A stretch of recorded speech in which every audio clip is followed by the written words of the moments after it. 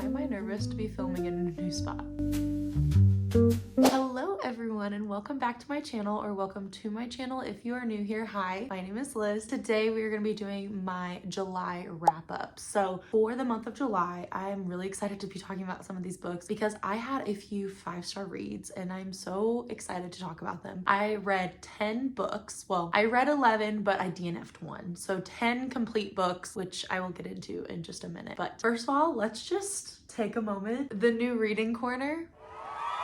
I must say, since moving in, I have felt so much peace. This is what has made me feel moved in and like at home, just having space for my books. And I feel like I've been so inspired with my space. I'm very excited to be filming a video from this corner for the first time. Without further ado, let's get into the video. The first book that I read this month was Daughter of the Pirate King by Tricia Levenseller. I actually read this while I was in Gulf Shores at the beginning of this month and I really enjoyed it. This is definitely a summertime read. Basically, it follows just our main character who is kind of like a pirate princess in a way. Her dad is like the king of the pirates. She allows herself to get captured by an enemy pirate ship in order to search it for this hidden treasure map that her father has been looking for. What really drew me to this book was the fact that people say on the quote on the front, it says, "Readers should rejoice because we now have a Lady Jack Sparrow on our hands." And I love Pirates of the Caribbean. I love all those movies. So reading this book was perfect and it truly delivered. I ended up giving this book 4 stars. From the get-go, you are thrown into the action of her getting captured. I just really enjoyed it. It was such a fun read, so lighthearted. This is YA fantasy. It was everything I wanted and more. The banter was hilarious. Our main character was hilarious. I loved reading her thoughts, and the way she talked to the other pirates was just hilarious, and she truly was a Lady Jack Sparrow. I think that was such a fitting way to describe this main character. Next up, we have a reread this summer, which was A Peach Read by Emily Henry. I have read this a couple of times already, but it was summertime and I had just been craving this story and these characters, so I decided to reread it. This was originally a 5 stars and it's still a 5 star. I absolutely adore Emily Henry's writing. Her writing is so magical and also just so deep and just soul-wrenching, and the banter is amazing and the storyline is amazing. You truly come to love the characters. They're so well developed in all of her stories, especially this one. It deals with some pretty heavy topics. It follows our main character who is a romance author. Her father passes away and this lake house was given to her and it's kind of like a secret. He was living like a double life, so she has a lot of things to unpack there, literally and figuratively. She's kind of having some writer's block, so she's struggling with her books, and while she is there, her new neighbor is actually another author who she was kind of rivals with in college, so they both come up with this kind of bet. They're gonna swap genres for the summer and try to write a book in the other person's genre and see who can sell their book first. It was so fun. Their banter was great and both of them were working through a lot of things and it was just really beautiful to read about. Next up, this is a book I don't currently have with me, but it is The Passage by Justin Cronin. If you watched the reading vlog where I was reading the books that my friends picked out for me, this was one of those 3 books. This is a dystopian book about a girl named Amy. She's like 5 at the beginning of this book. Picture World War Z if you've ever seen that movie with Brad Pitt. It's very similar. There is this virus going around which turns people into kind of like zombies. Our main character Amy, she is immune. She has these powers. This is a series. This was the first book. I have not read the other ones yet. It is a longer book. I'll warn you that now. It's a very in-depth story. There's lots and lots of characters. It was turned into a TV show. I think it only had 1 season and it was canceled, but I am very intrigued and I really want to watch that 1 season because I did really enjoy this book. I ended up rating it 4 stars. It had some slower parts and it was a very dense read to the point where you really have to give it all your thought while you're reading, because once again, there's so many characters that you're learning about in this story, but it is a really fun and really cool story that kind of has lots of action going on and lots of characters having their own plot lines, and it all kind of weaves together, which was really fun to read about. Next up, we have The Hurricane Wars by Thea Guanzon. The reason why I started reading this one is because a bookseller told me that if you really enjoy Star Wars, it has a very similar feel to it, and I love Star Wars. I grew up on Star Wars, so I was really intrigued by this book. It follows our main character, who is a Lightbringer, I believe. Our main character, she is a part of like kind of the rebel group that is fighting against this other country, the Night Empire, that's trying to take over. She's like one of the last of her kind. And our other main character, he is the prince. So he is the son of the man who is going to war, and he's also kind of like the head of the military. He's like a Darkbringer, so he's like the flip side of our main character. I really enjoyed seeing their scenes together where they're fighting and they're both kind of like opposites attract thing going on. There is way more than meets the eye when you read this book. When I read the synopsis on this, it goes further past that, and there's even more that happens in the story, which I really enjoyed. I ended up giving this book 4 stars. The banter between the two main characters was really fun to read about. I definitely will be reading the next book. I think the next one comes out in, I want to say December.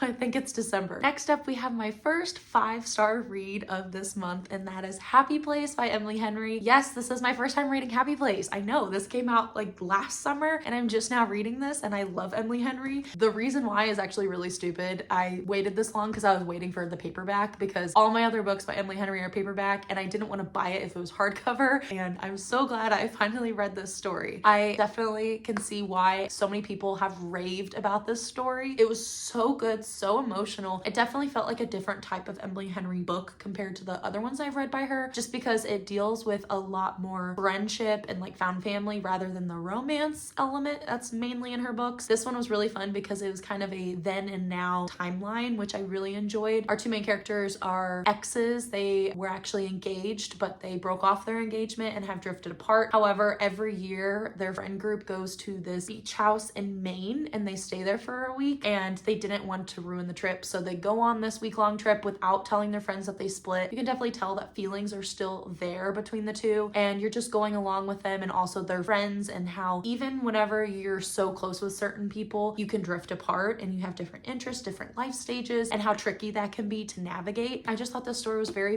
beautiful. I really enjoyed it. It made me cry, and it takes a lot to make me cry in a book, and this one definitely delivered. And the next book is actually the book that I DNF'd. So I went from a 5-star to a DNF, which was very disappointing, and that is Curious Tides by Pascal Lascelles. I'm very sad to say I DNF'd this book because I was so excited to read it. It's set at this like academy that is a magic school essentially, but all of the people who go to this school have different types of magic, and it's all centered around when you were born. It's centered around what moon phase it was. Our main character, she was one of the only survivors. A group of students drowned in these caves that's near the school, and she was the only survivor. It's the following semester, she's back at school. Some of those students who drowned start washing up and they're alive, but then they start dying these very gruesome deaths. I got about 200 pages in this book, and I usually give books about 80 or so pages, and if it's not intriguing me, then I usually stop because I have other books that I would rather read. But this one I tried to give extra time because I knew it was a longer fantasy, and I thought eventually it would start to pick up more, and I'm sad to say it did not. It just was very slow going, so that is why I DNF'd it, sadly. Next up, I read a novella by Lauren Roberts, and that is Powerful. I've been waiting to read this book for when Reckless came out, which was the second book after Powerless, and I'm so glad that I waited because this definitely brought me back to that world that we were in. I read Powerless back in the fall. I think I gave it 5 stars. I really enjoyed it. I decided to pick up this one. It was short and sweet, and this was the perfect palate cleanser to read after a DNF. I gave it 4 stars. This book follows our main character from Powerless, her best friend Adina. She is like a seamstress, and in her world she's a phaser, so she can like walk through walls and stuff like that. It was really fun to read her story. It was bittersweet because if you've read Powerless, you know how it ends. I'm not gonna spoil anything, but this was a beautiful read. You definitely get to fall for another character in this Powerless world, and Adina was just such a bright light. I'm so glad I read this book. I wish it was longer, but it wasn't, so that's why it's only 4 stars. And naturally, following Powerful, I had to read Reckless by Lauren Roberts. This is the second book, like I said, so it's following our main character right after Powerless ended. It picks the story back up. I ended up rating this book 4.5 stars, so once again, this world is just a world full of elites, and basically everyone has powers. If you don't, you're called an ordinary, and ordinaries are hunted. So our main character in Powerless, she is an ordinary, but she has kind of faked her way as an elite the entire time. It had very much a cat and mouse thing going on, and I must say that's what I enjoyed the most about this book. I really love that storyline, and I wish it went on longer, if I'm being completely honest. Next up, we have Out on a Limb by Hannah Bonham Young. This was actually on my spring TBR, but I ended up not reading reading it just because by the time I came around to ordering it, I couldn't buy it anywhere. I think they were redoing all the covers. I finally saw it in Barnes & Noble and picked it up because I really, really wanted to read this book. It is an unplanned pregnancy trope. This happens right from the get-go, so it's not a spoiler. That's literally what this whole story is about. That's why I'm saying that. I ended up rating this book 4.5 stars. I really, really enjoyed this story and the characters. I wasn't expecting that. I thought maybe unplanned pregnancy, I didn't think it was going to be something I would enjoy because it's been a while since I've read a book like that, but this one kind of changed my perspective on it. It was such a deep and beautiful story between our two main characters. They meet at a Halloween party and they have a one-night stand. Obviously, our main character gets pregnant. The whole story is just them navigating the pregnancy, navigating their personal lives, and trying to figure out how to do co-parenting, but also falling in love at the same time. So I really, really enjoyed it. And our two main characters are great. They have great banter. It definitely pulls you in from the very first page. My hair clip was falling out, so I had to do a quick rearranging. Next up, we have Just for the Summer by Abby Jimenez. I have been waiting for this book for so long. If you've been following along with my channel, you would know that this was one of my highly anticipated books, and it was one that I was wanting to read for a while, and I just hadn't been in the mood for it, if I'm being totally honest, but I'm so glad that I finally read it. It took me so long to read this one, because I know everyone's been raving about this and saying how much they loved it. I've seen so many 5-star ratings on this book, and I was so excited, but also kind of scared that it wasn't gonna live up to the hype. It did live up to the hype. I gave this book 5 stars. I loved this book. Abby Jimenez just has a way with her writing style. Every character is so fully developed. They have their own things going on, emotional storylines going on, as well as the romance, and the romance is always so good. It just has me like kicking and screaming. Like I'm giggling when I'm reading this book. Basically in this story, our two main characters, they both feel like they are cursed with this thing where every person that they date after they break up, they go on to meet the love of their life. In order to break their curse, they decide to go on a handful of dates during the summertime and see if they can break the curse once they break up. I was really curious to see how they were going to resolve a lot of their issues in the story. I feel like Abby Jimenez, she just touched on these things in such a delicate way and such a realistic way. Sometimes in romance stories, it feels like everything just kind of comes together perfectly and wrapped up in a bow, happily ever after. But I feel like in this one, she did it in such a way that I would believe in this story. I could totally see this actually happening to someone, and I really, really loved that. And the final book that I read this month was When the Moon Hatched by Sarah Parker. I've been waiting to read this book for a while. It's been on my list of books I wanted to read for such a long time, but I hadn't seen it anywhere, and I would have had to order this book. However, it recently started being sold in stores, so I saw it at Target and I snatched it up because I've been wanting to read this book, and I'm so glad I finally did. I will say it was a little intimidating because it is a thicker fantasy book, and I have heard a lot of people say it's a lot of world building, it's a lot of just character development and questions constantly, and I will say that is all true. Very, very true. It kind of had a similar feel to Throne of Glass. I gave it 5 stars. Yeah, 3 5-stars in 1 month. That's a great month in my eyes. I loved this book. I don't know what it was about this or if it was the timing of me reading it, but from the very first page, I was sucked into the story. I was sucked into the characters. From literally the first page, I could not get enough. I was craving this book. Anytime I wasn't reading, I was wanting to read this book. And I'm still thinking about this story and these characters even now that I'm finished with it. How best to explain this? In this world, there are these 3 different kingdoms, and they're all run by a brother. So there's 3 brothers, 3 kings. Our main character, she is in one of the kingdoms, and she's kind of a part of this rebel group and wants to take down everything, or take down this royal family. This world is filled with people who each have a different type of magic. Everyone has like a bead pierced, or like an earring type thing pierced on their ear, and each color bead, there's 4 different gods or goddesses that have different powers that they give you. So there's earth, fire, wind, and I gotta think back to my avatar. Water, fire, earth, and air. There. Those 4.